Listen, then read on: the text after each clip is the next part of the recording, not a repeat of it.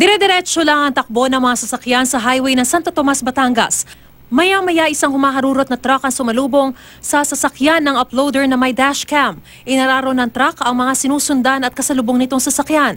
Mabilis naman nakaiwas ang pampasaherong jeep at ang uploader. Wasak ang mga sasakyan na bangga ng truck. Sabi ng uploader na wala ng preno ang truck. 5 sasakyan daw ang nadamay sa disgrasya. Sugatan ang nabanggang tricycle driver. Nangako naman ang operator ng truck na sasagutin ang gastusin ng mga biktima.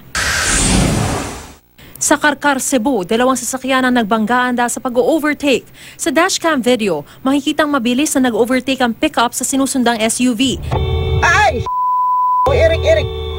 Sakto naman nag-overtake din ang SUV sa sinusundang bus, kaya ito sumagi sa kasunod na pickup.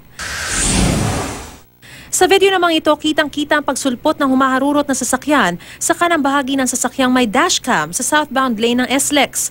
Maya-maya bigla na lang may umusok sa kalsada. Yun pala, napunta na ang sasakyan sa Center Island ng Expressway.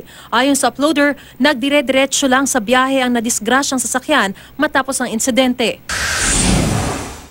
Nang mag-go signal na ang traffic light, isa namang motorsiklo ang biglang sumulpot at bumangga sa isa pang motor sa Camias Corner, Kalayaan Street sa Quezon City.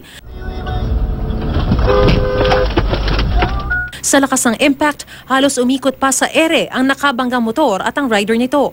Muntik din silang mabangga ng sasakyang may dashcam. Ayon sa uploader, di na nagsampa ng reklamo sa isa't isa ang dalawang rider. Mariz Umali, Naktutok, 24 Oras.